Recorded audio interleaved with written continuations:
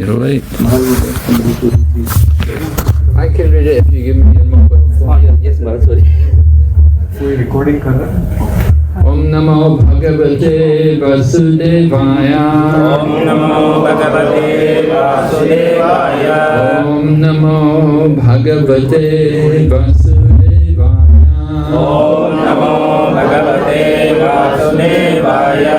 Om Namo Bhagavate Vasudevaya. Om Namo Bhagavate Vasudevaya. Narayanam Namaskrityam Naram Chaiva Narottamam Devim Sarasatim Vyasam Tato Jayamudiraya Nastaprayeshu Vabhadreshu Nityam Bhagavata Sevaya Bhagavati Uttama Shloke Bhaktir Bhavati Naishtaki. So as you heard, we're reading Srimad Bhagavatam, Canto 1, Chapter 8, Dhritarashtra quits. 13, chapter 13. Oh, Chapter 13, 12, is it? 13 Maharaj. Chapter 13. Chapter 13, okay. Shloka 37. Dhritarashtra quits home, sloka number 37. Sanjaya Vacha Naham Veda Vayavasitam Pitrurva Kulanandana Gandaryava Mahabaho Mushitosmi Mahatmana Mushitosmi Mahatmabhi Sanjaya Vacha Naham Veda Vayavasitam Pitrurva Kulanandana Gandaryava Mahabaho Mushitosmi Mahatmabhi. Do we need translation? Yeah. So Maharaj will be speaking in English. किसी को translation चाहिए तो then like we have our great expert translator Nandkishore प्रभु. पहले translation चाहिए. किसको translation चाहिए हिंदी में? सब इंग्लिश समझते हैं? हाँ? प्रभु जी नहीं चाहिए तो बताओ, नहीं तो नंदकिशोर प्रभु आपके साथ बैठ जाएंगे. आप साथ में बैठ जाओ तो इनके जिसको भी चाहिए वो एक जगह इधर साथ में. माता जी सब बोलो ओके, सबको इंग्लिश ओके. तो नंदकिशोर प्रभु तो उससे हमारा time Maharaj Nandkishore Prabhu will do. Okay. You can speak only in English. All right. Translation. Sanjaya said, "My dear descendant of the Kuru dynasty, I have no information of the determination of your two uncles in Gandhari, O king. I have been cheated by these great souls." You can repeat. Sanjay said, "My dear descendant of the Kuru dynasty, I have no information of the determination of your two uncles and Gandhari. O king, I have been cheated by those great souls. Purport by His Divine Grace, A.C. Bhaktivedanta Swami Srila Prabhupada. The great souls cheat others may be astonishing to know, but it is a fact that great souls cheat others for a great cause. It is said that Lord Krishna also advised Yudhisthira to tell a lie before Dronacharya. It was also for a great cause. The Lord wanted it, and therefore it was a great cause. Satisfaction of the Lord is the criterion of one who is bona fide, and the highest perfection of life is to satisfy the Lord by one's occupational duty. That is the verdict of Gita and Bhagavatam. Dhritarashtra and Vidura, followed by Gandhari, did not disclose their determination to Sanjay, although he was constantly with Dhritarashtra as his personal assistant. Sanjay never thought that Dhritarashtra could perform any act without consulting him, but Dhritarashtra's going away from home was so confidential that it could not be disclosed even to Sanjay. Sanatana Goswami also cheated the keeper of the prison house while going away to see Sri Chaitanya Mahaprabhu. And similarly, Raghunath Das Goswami also cheated his priest and left home for good to satisfy the Lord. To satisfy the Lord, anything is good, for it is in relation with the absolute truth. We also had the opportunity to cheat the family members and leave home to engage in the service of Srimad Bhagavatam.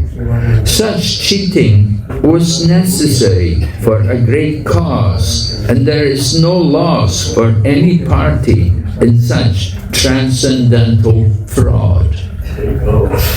Om Jnana Timarandasya Jnananjana Shalakaya Chaturmilitam Yena Tasmai Shri Gurave Namaha Shri Chaitanya Manobhistam Sthapitam Yena Bhutale Swayam Rupa Tadamayam Dadati Swarantikam Vandeham Shri Guru Shri Yata Parakamalam Shri Gurun Vaishnavam Shri Rupam Sagrajatam Sahagana Raghunatham Vikamtam Sajevam Sadvaitam Savadutam Parijana Sahitam Krishna Chaitanya Devam Shri Radha Krishna Padam Sahagana Lalita Shri Vishaka Nitamscha Hey Krishna Karuna Sindhu Dinabandhu Jagatpate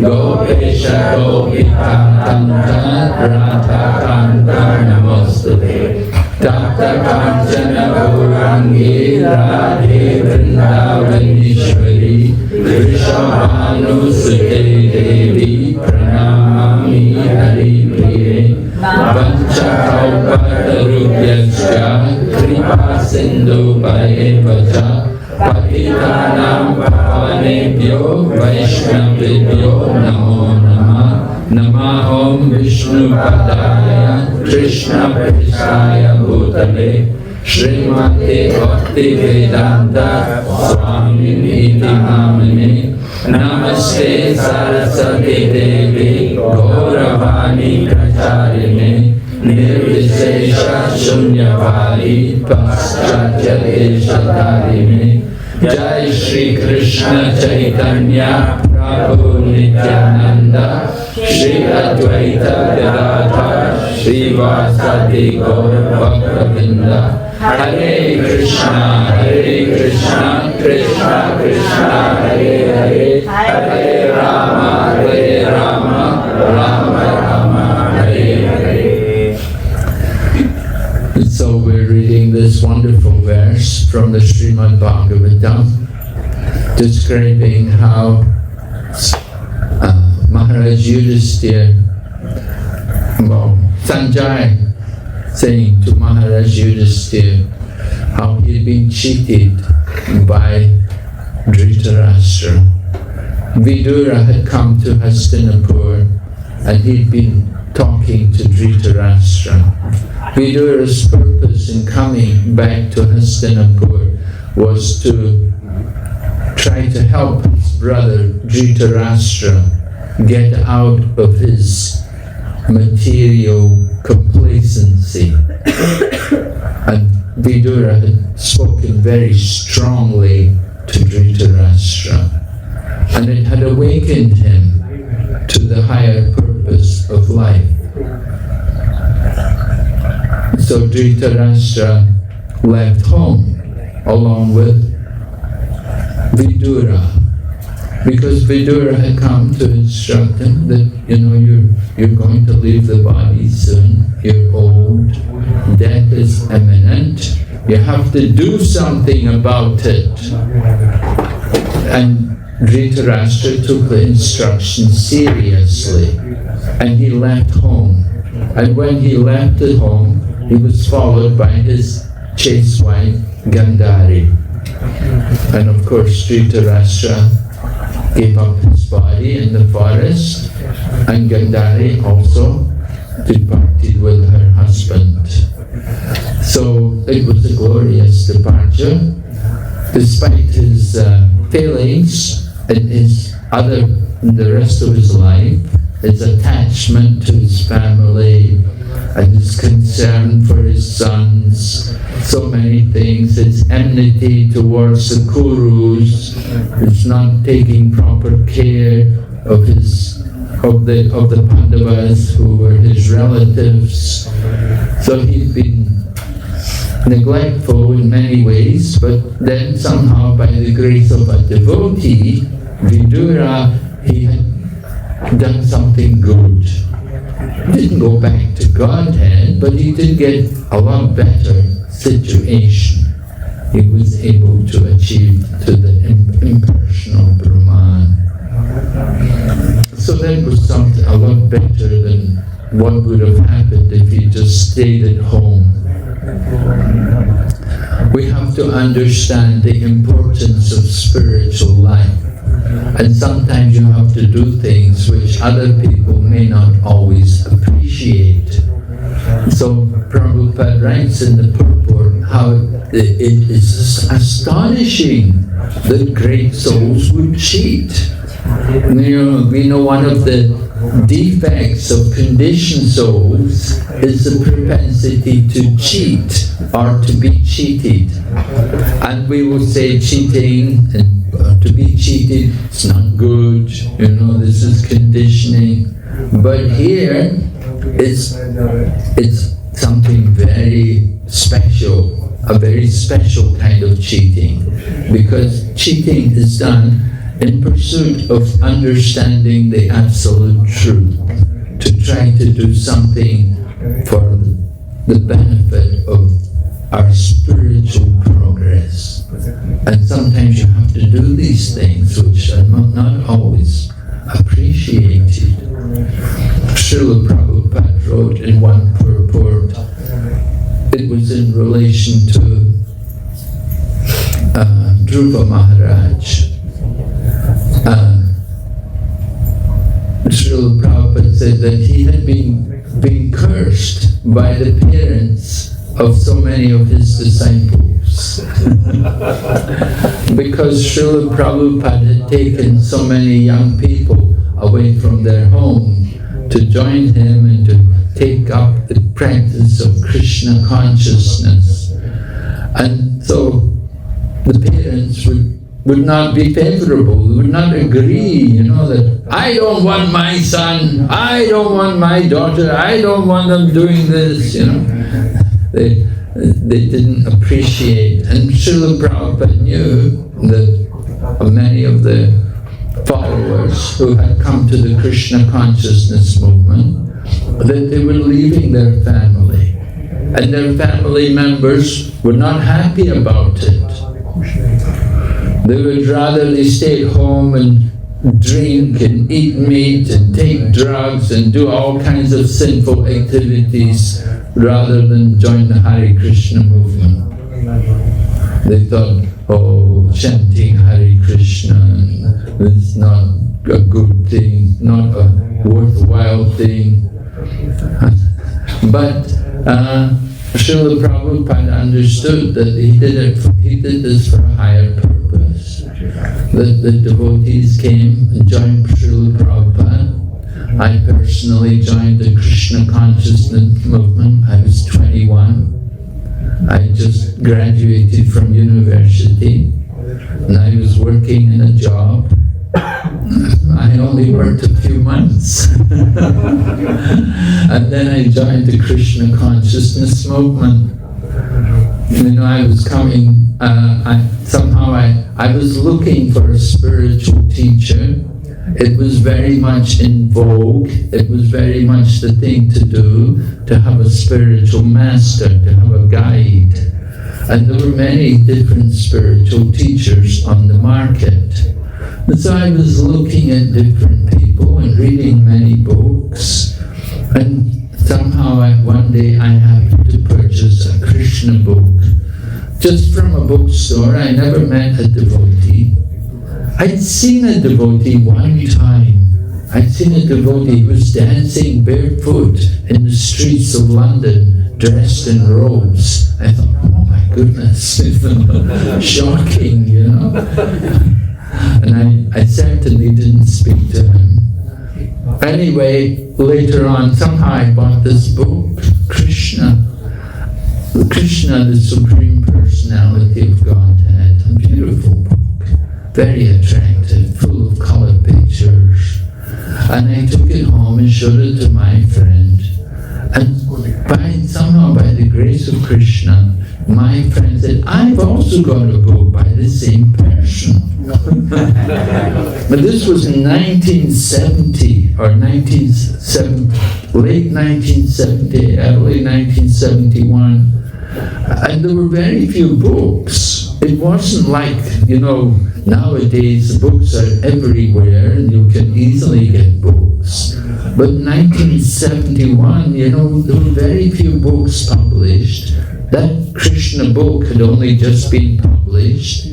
But somehow my friend had another book. He had a little book called The Topmost Yoga System.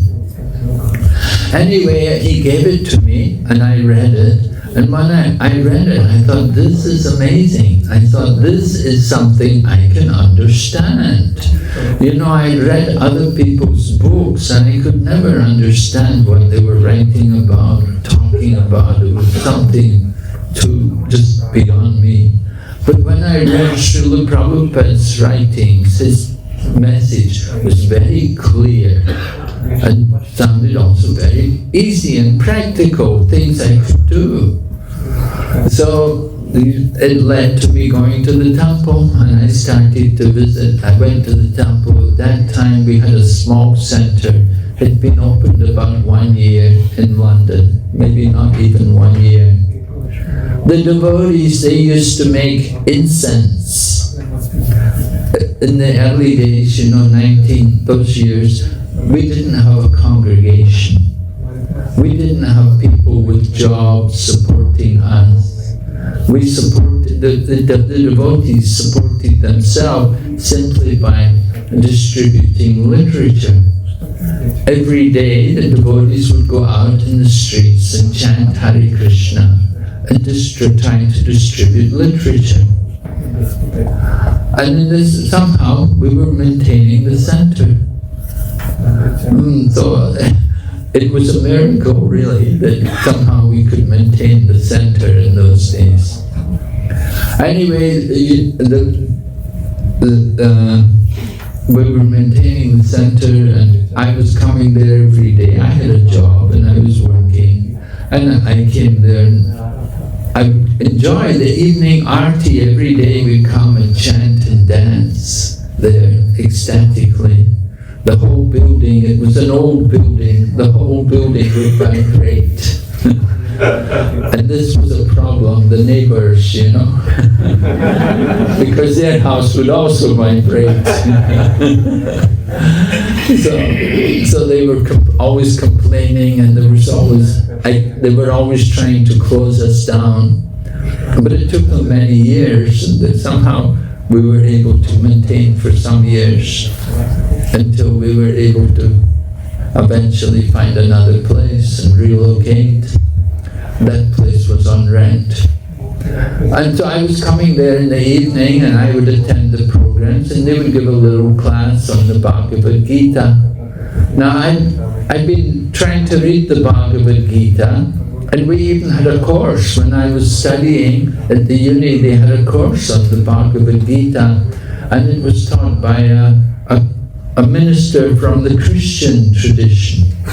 Somehow he was teaching the Bhagavad Gita. So I didn't really understand anything he said. But when I went to the temple and I heard the devotees speak from the Bhagavad Gita, I liked what they were saying. Their message was very clear.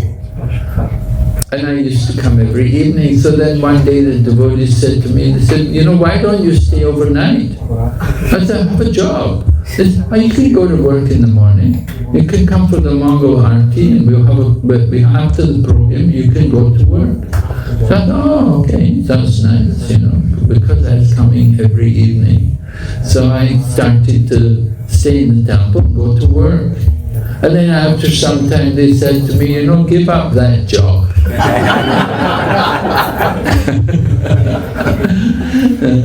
And so I thought, yeah, why not? Give up jobs, there's so many jobs. People get so attached to their little jobs. You can always find a new job. And often you get a job, sometimes you're made redundant, company may move. Right? Nanda Kishore's wife was working in a good job, then the company moved to Pakistan. She had to find a new job. You go find, but she found one. You always can get jobs. So, no, I wasn't worried. I'd got my degree. I'd just come out of uni, and I wanted to learn more. I wanted to learn more. I wanted to try to be a vegetarian. And so I moved in the temple and I became full-time devotee. And so that's how I came to Krishna consciousness. And Srila Prabhupada came. The devotee who was there was one lady, she was a French lady, she was doing the puja. And we were practically the only temple in ISKCON that had big deities. Radha Landanishwara. Los Angeles had small deities, and they didn't have big marble. London was the first temple in the Krishna conscious movement to actually have big Radha Krishna deities. Prabhupada had personally taken them from some people there in London. And so we were very fortunate.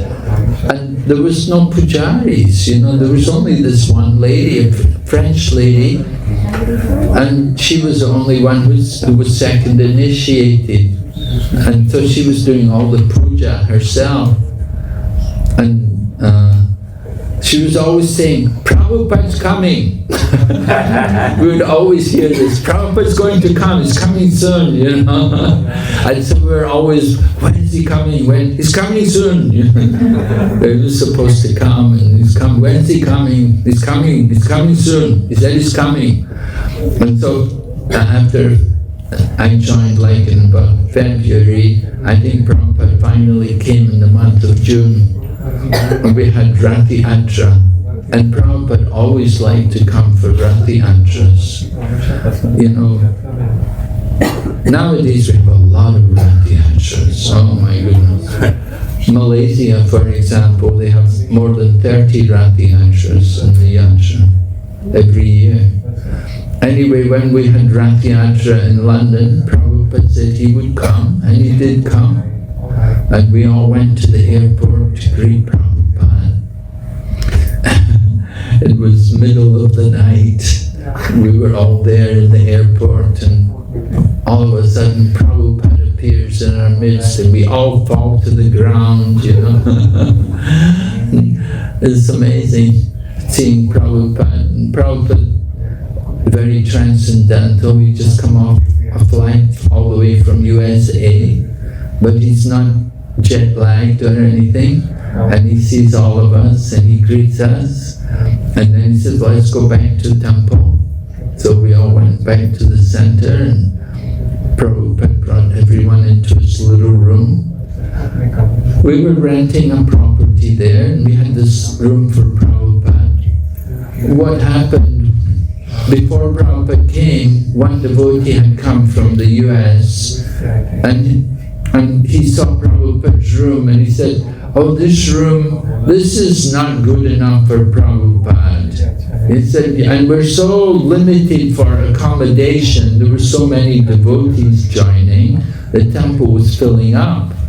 And he said, Prabhupada, he said, this room is not big enough for Prabhupada, it's not really very nice. And he wrote to Srila Prabhupada and said, Prabhupada, he said, when you come to London next time, we want to get you a suite in the hotel. But Prabhupada wrote back and said, I don't want to stay in hotel. I like to stay in that room. So we were very happy to hear that, that Prabhupada wanted to stay with us in the temple, even though we didn't have a lot of space. Similarly in Calcutta also, I remember staying in Calcutta temple.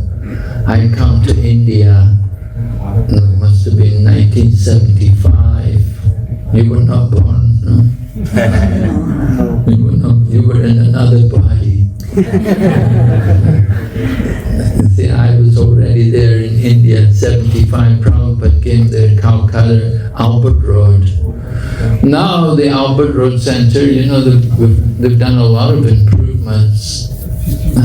Of course, it's not really, it's an old building. So when we were living there, we had very limited facilities. It was very basic.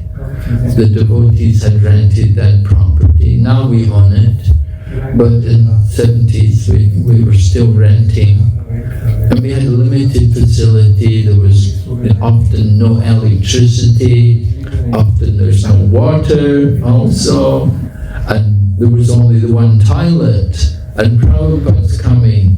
And so, we gave the toilet for Prabhupada, and we would all go out across the road to the Pakor, Pakor? The lake across the road from the temple, and we would bathe in the lake every morning.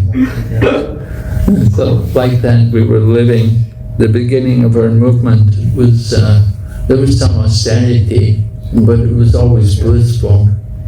We were always joyful just to be with Srila Prabhupada. We did not mind a little difficulty.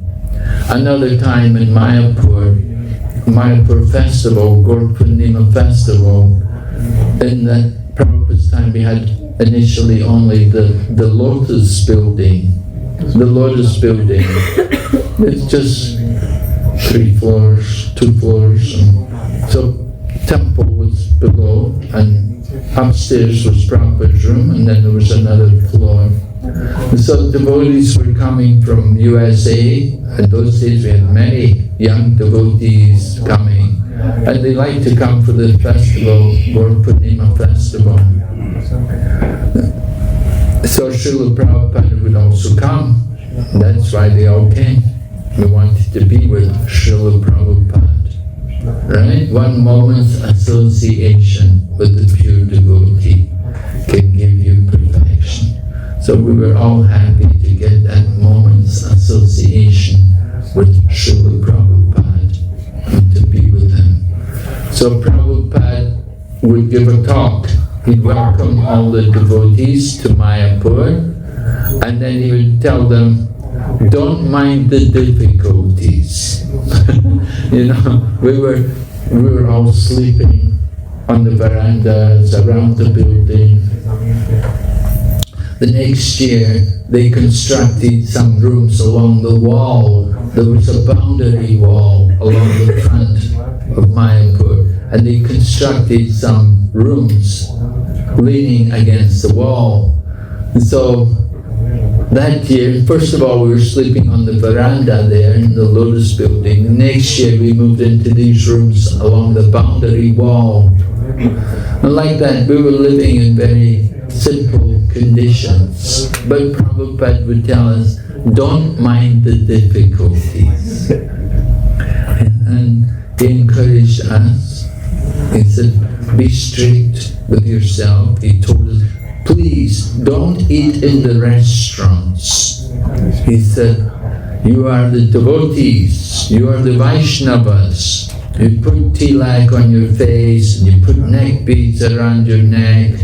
Like that, you identify yourself as being the devotees, the members of the Krishna consciousness movement. So he said, people know that you're the Vaishnava, so you have no business to go and eat in restaurants. He said, you should simply eat Krishna prasadam. Please just eat in the temple, you know. Of course, nowadays our movement is a bit different. Those days we were very much based on the ashram. Everyone lived in the temples. After Srila Prabhupada's departure, over the years, the devotees grown up and, were much more based as a congregation rather than the ashram. The devotees grow up, they get married, they have their families, they need their own home. We don't live in the ashram so much now. We still have ashrams. We don't have so many people living in them. Especially here in this country, you don't have people. And even in other countries as well, like in the US or in Europe, we don't have a lot of people in the ashrams. Most people are living in their homes. But they're devotees. And Srila Prabhupada also, as a householder, he did not live in the ashram. It was only later in his life, when after he'd taken sannyas and gone to America and began the Krishna consciousness movement. But as a disciple of Bhaktisiddhanta Saraswati, he did not live in the ashram. He was living as the grihastha. And Srila Prabhupada, of course, had written to Bhaktisiddhanta Saraswati. Just a few weeks before the departure of Bhaktisiddhanta Saraswati, Srila Prabhupada wrote to him and said, I said, I'm in family life, I'm a grihastha, how can I serve you? He said, you have so many sannyasis here with you. Bhaktisiddhanta Saraswati Prabhupada had initiated sannyasis, and they were with him, around him. So Prabhupada said, what can I do for you?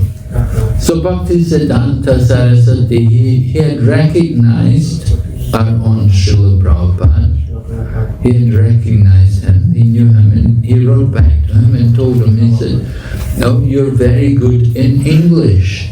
So he said, you can use your English to preach Krishna consciousness. He said, that will be good for you and for those who hear you. So Srila Prabhupada took that instruction seriously. Bhaktisiddhanta Saraswati left the world, it was 1933, I think. 38, I think, Maharaj. 1st January 1938, I believe.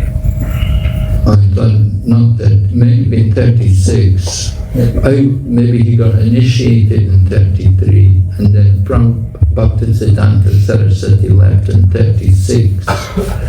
Yes, it was the end of the year, end of January, maybe. We always have the disappearance festival in Mayapur. Anyway, he departed from the world. In 1944, our own Srila Prabhupada began back to Godhead. He started to print what we call BTG, back to Godhead. But it was just a simple sheet of paper. One sheet of paper, quite big size. And Prabhupada would do everything. He designed the logo, he wrote the articles, he took it to the printers and saw it all typeset. And of course those days printing was all letterpress. It was very, very different thing from how it is today. It was quite a laborious thing. And Prabhupada would do it, he'd get it printed, then he'd go and try and distribute it. And he would sit, where would he go? Sometimes he would sit in the tea shops. And the owner of the tea shop said, yeah, I remember him. He would always come here, he'd never drink anything. Everyone else would come and drink cups of tea, but he would never take anything, right? And so Srila Prabhupada, of course, didn't like us to drink tea because it's caffeine. You get addicted to it. Tea drinking is a Chinese culture, not Indian. They learned from the British brought tea drinking from China to India. I was just in Sri Lanka. I saw everywhere they're growing tea there. So much land is all the hills are all covered with tea bushes to grow tea. So, anyway, at least they make use of the land somehow, and they're famous for their tea, Ceylon tea. But we don't, as devotees, if we want tea, we can drink ginger tea, or jasmine tea, flower tea, but we don't take these teas which are caffeine based because they're addictive, they're stimulant. You get addicted. Some people, they can't get up in the morning without their cup of tea. And of course you go on the train in India, every morning you hear chai, chai. And people will look up the blankets and put their hand out to get their cup of chai. So Srila Prabhupada would often sit there in these shops to sell his magazine. And he would ask people even sometimes, please take a subscription. And this way he would try to do things. Then he printed Srimad. Somebody told him, he said, you're writing magazines. They said, you're writing magazines. Why don't you write a book? Why don't you publish a book? Because magazines are easily thrown away. People won't take care of them. It would be better if you could publish a book. So Srila Prabhupada took that advice seriously, and he began his translation of Srimad Bhagavatam. And he began to publish it with no money and no people helping him. It was quite difficult, quite challenging. But somehow he was able to print 3 volumes before he went to the West. Actually, Srimati Morariji, the lady who gave him the passage on the ship to go to America, she had donated for the publishing of 1 volume of Srimad Bhagavatam. So Prabhupada had met her, and because she was a devotee of Lord Krishna from the Pushti Marg, and they liked Srimad Bhagavatam, so she helped him to publish Bhagavatam. And then he heard she had a shipping company, so he asked her, please give me a passage on your boat to go to America. And that's how Prabhupada got to America. So then, of course, then it was all struggle, so much struggle he had to go through to begin his Krishna consciousness movement. And when he got to America, then also it was not easy. Early on, he lost his books and typewriter. Oh, I should speak about how Prabhupada cheated his family, right? Because this verse was about cheating. And Prabhupada also said how he cheated his family also. So it happened, Prabhupada was trying to do programs at home, just like today you're having a program in someone's house. And Prabhupada would invite people to come to their home and he would have a program with them. But his wife would not take much interest in the program. She was not very interested. At one time even, his books disappeared. Prabhupada had these Sanskrit books with the commentaries of the acharyas.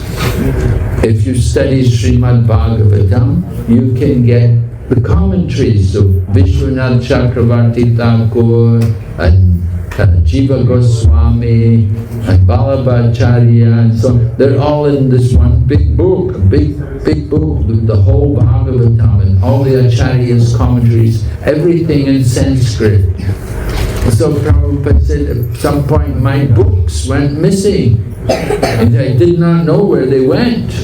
But he said, I suspected it could have been my wife, that she sold them to get money to buy biscuits, to drink tea. Right? And so Prabhupada took these kind of things as an indication that he should get out from the house. You know, he was living at home with the family, but his business had gone bad. Initially, as a young man, he was successful and he even had a motor car and everything.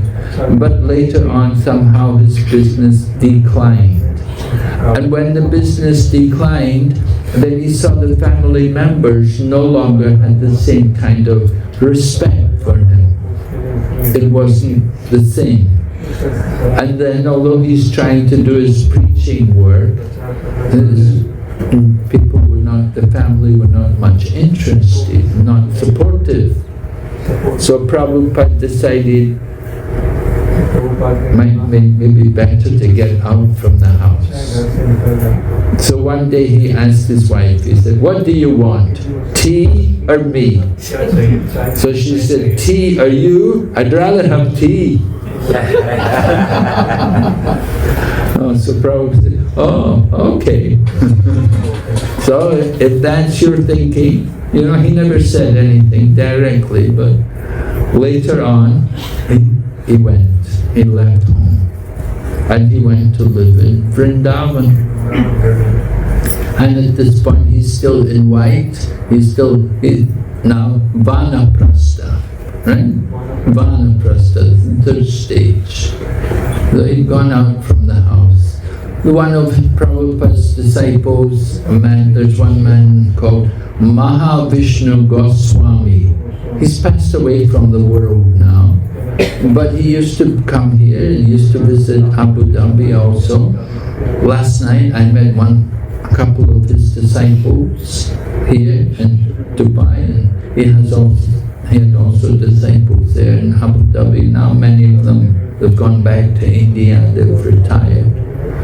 Mahavishnu Goswami, he was an older man, very scholarly person. He had been a school teacher and he had become a devotee, and he said something very nice, because he was also in family life and he had left the family life and become a full-time devotee and become a sannyasi.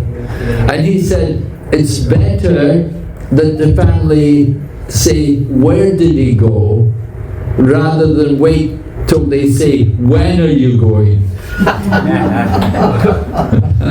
Right?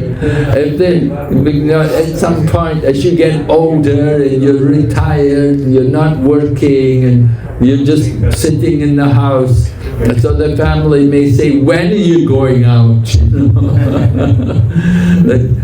You're like the old cow, you know. The old cow is not giving any milk, you just maintain it. And so that's not very nice situation if the family are saying, when are you going? It's better they say, where did you go? Where did he go? Just like here in the Srimad Bhagavatam, Sanjaya is saying, where did they go? He said, I have been cheated by these great souls, that they've gone off to perfect their life. In the interest of their spiritual development, they went out of the house. So it was painful for Sanjaya, because he had been taking care of Dhritarashtra, and there was, as Prabhupada writes, they were very close. Everything was known to Sanjaya. He would do everything for Dhritarashtra. But without telling him, Dhritarashtra had gone off. So Sanjaya felt Why didn't he tell me? But this is a way of spiritual perfection, that sometimes you have to do these things which are a little difficult, which are hard for others, but for our own spiritual benefit. And our own spiritual benefit also benefits others. It helps us to think more seriously about life and how to make good use of life. So Srila Prabhupada went out from the home. Does it mean he was neglectful? No, he took on the greater duty. Just like Chaitanya Mahaprabhu, he was 24 years of age, and he had a young wife, and he had an elderly mother at home. So they were depending on him. His elder brother, Vishwarup, had already gone away from home and taken sannyas and never came back. Now, Nimai, or Chaitanya Mahaprabhu, he has his wife there, Vishnu Priya, and his elderly mother, Sanchimata, and they're depending on him. But Mahaprabhu, although he's only 24 years of age, he went out from the home. So we may think, oh, very bad, neglected his mother, neglected his wife. But he did it for the higher purpose. The higher purpose in mind is there to deliver the world by giving the message of Krishna consciousness. So we have to think in the higher sense, in terms of the benefit of others, not just for our own sake. If you ask the family, can I leave the home and, you may be lucky, but usually they'll say, no. So it's one thing, you don't ask people for permission. You have to be convinced yourself that this is the right thing to do. And Srila Prabhupada had that conviction. He understood that what he was doing was necessary. He wanted to go out. He had been telling people for a long time that I'm going to go to the West. I want to go to the Western countries and teach the message of Chaitanya Mahaprabhu. He was living in India, in Vrindavan, and he was telling, I'm going to go to the... And people were like, oh, very good, But they never thought it would happen. So many people say so many things, but who actually does it? But Srila Prabhupada was convinced he had to do this. And in order to do this, he had to go as a sannyasi. If he was not a sannyasi, it would not have been quite the same. So as a sannyasi, he was an established authority, accepted authority, with spiritual knowledge, and he could present the Krishna consciousness philosophy. And of course he did it, and later on in his life, he was not a young man. But he utilized that time, those final years of his life, he utilized them very intensely, utilized every moment. One of the symptoms of one who is on the platform of Bhava is that they're very careful not to waste time. They use every moment of their time for the service of Lord Krishna. And Prabhupada did that, like the Goswamis. They conquered overeating and sleeping. So Srila Prabhupada also conquered overeating and sleeping. Hardly sleeping, but waking up in the middle of the night to write his purports, to write his Bhaktivedanta purports. And he did not know if he would ever get anything published. But still he was writing. So in this way Srila Prabhupada set us the highest standard, the highest example for distributing Krishna consciousness. And Lord Krishna gradually arranged for his success. Srila Prabhupada said he began the movement with no money. He went to America. How many rupees? 40 rupees. Yeah, some rupees. And then he sold a set of books to the captain of the Jaladuta, Captain Pandya. He purchased one set of books and he paid him in dollars. He gave him $20 for a set of Bhagavatam, the first 3 volumes of Bhagavatam. So Prabhupada said, he said that is a few hours spending money, not even a few hours nowadays, right? $20. Anyway, this was how Prabhupada arrived in America, and he began the Krishna consciousness movement. But Prabhupada never worried about funds. He never worried about money. He just worried about Krishna consciousness, seeing all of us practice Krishna consciousness. So Srila Prabhupada knew he did not have a long time remaining in the material body. So he was very careful to guide us and to give us a lot of instructions how to do everything nicely. I can remember Srila Prabhupada coming to Mumbai, the Juhu temple. It was not yet opened. Somehow they arranged Prabhupada's quarters on the top floor of the guest house there. And Srila Prabhupada moved into the top floor in the guest house there. And Prabhupada wanted kirtan. He wanted kirtan all the time. But it was a special kirtan. We were given tiny kartals, just kartals, and we'd sit and chant. So, Tamal Krishna Goswami was Prabhupada's personal servant, and he would authorize who can go and chant. So, one point somehow I was fortunate, I got an opportunity to go with another devotee to go and sit and chant for Srila Prabhupada. So the devotee I was with, he was leading the kirtan, and suddenly he started, first of all we were chanting Hare Krishna, and then he started to chant Govinda Jaya Jaya. Immediately Prabhupada turned around, he opened his eyes, he was laying down, he was bedridden.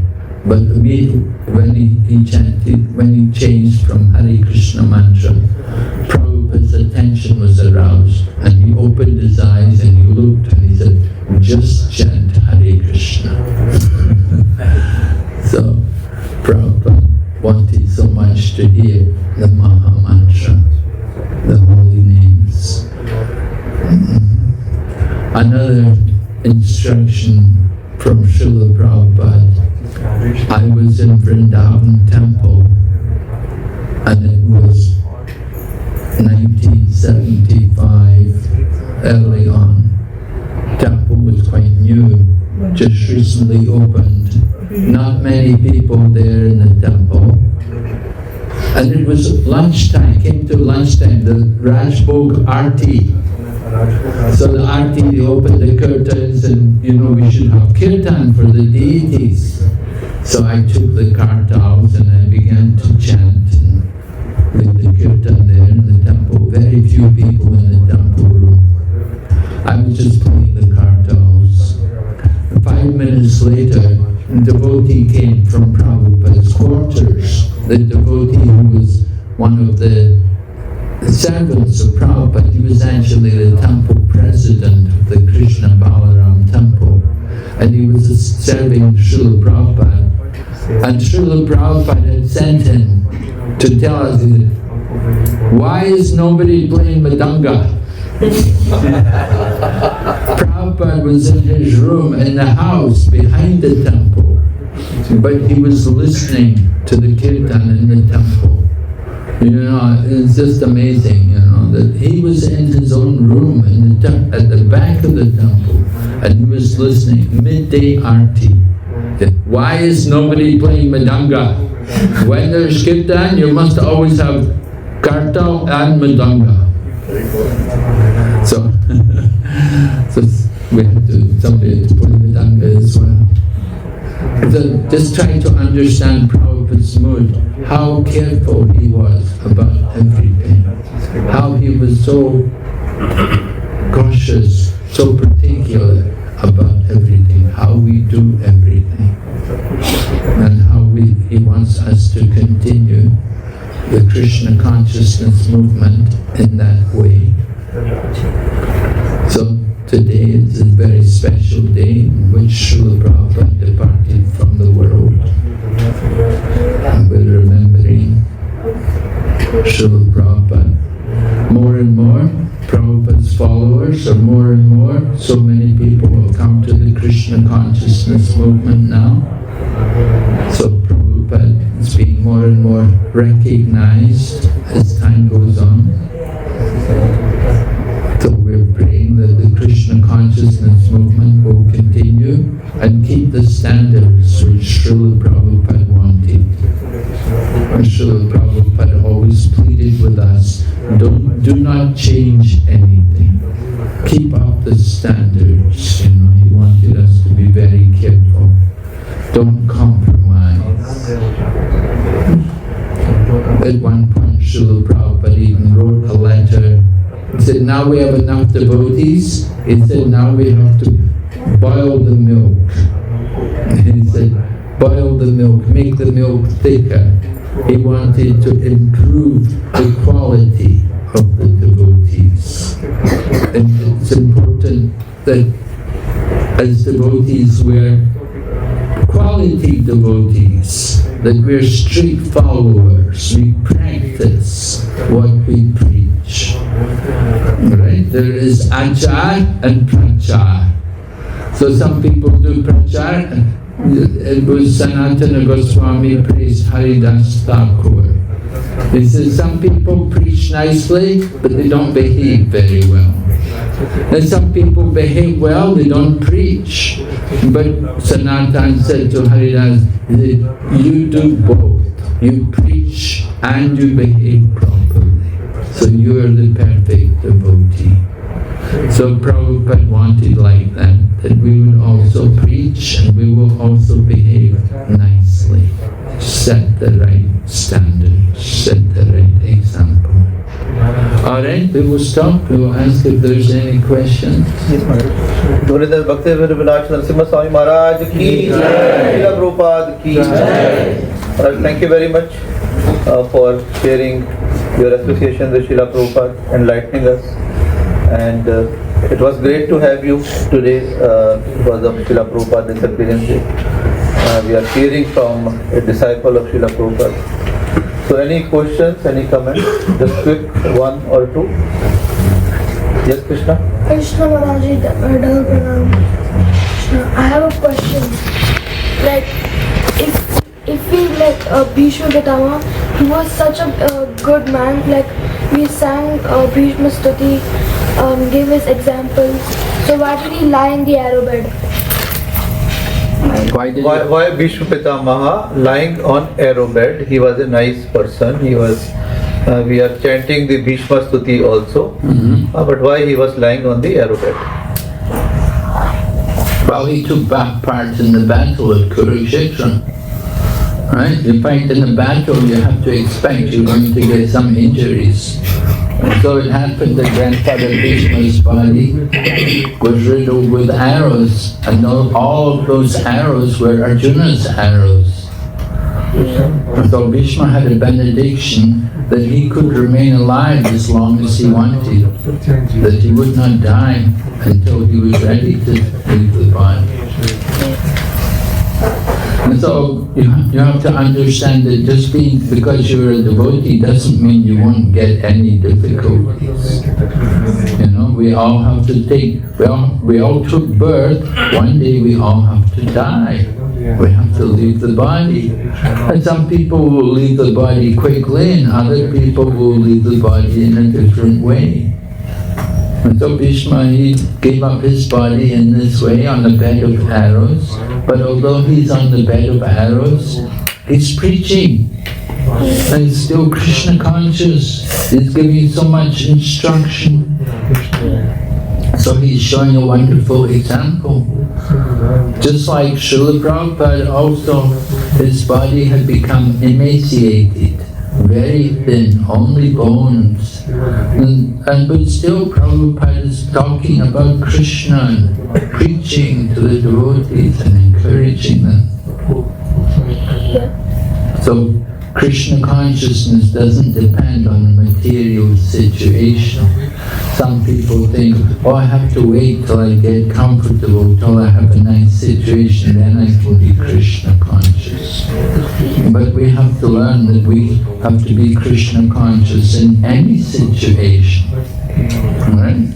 We say, Narayana parasave na kutascha nividyate swarga apavarga narakesh vapitu yatadarshana. That heaven and hell and liberation are all the same for a devotee. If we have surrendered ourselves to the Lord, we don't see any difference. And so, somebody's sitting in a hospital bed and somebody's laying on a bed of arrows. There's no difference. Thank you. Hare Krishna.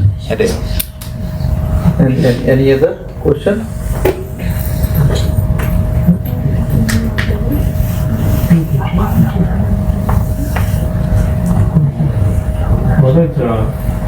Prabhu has a question. He said, although Dhritarashtra left home to meditate on the Lord, why still he got impersonal liberation? Alright, why did Dhritarashtra not go back to Godhead? Yeah. Well, you have to understand, he did not meditate on the Supreme Lord. That he had committed a lot of offenses against devotees. So because of his offenses against devotees, and because he did not have so much real respect for Lord Krishna, can't go back to Godhead. Yeah? He took advantage of the association of Vidura at the end of his life, so that was to his benefit. So according to his qualification, he got that destination. So he got impersonal liberation. But can't go back to Godhead because he offended so many devotees. He didn't have the real mood of the devotee. To go back to Godhead, you have to be a devotee. You have to chant. You have to hear about Krishna and take pleasure in these things. If somebody who's not a devotee goes back to Godhead, they won't like it there. They think, I don't like this, I want to leave here. They won't stay there very long, you know. Just like coming to a program like this, you know, if someone doesn't have the devotion, they won't like it very much. They won't take much pleasure in it. You have to have the mood. You have to have that devotion. So that's why he didn't go back to Godhead. Okay, thank you very much. Hare Krishna, Hare Krishna, Krishna Krishna, Hare Hare, Hare Rama, Hare Rama, Rama Rama, Hare Hare. Thank you, Maharaj. So, now we'll have Damodar's come. Everybody be ready for offering the Gilam. Terasmi Mataji, you will lead Damodar's come.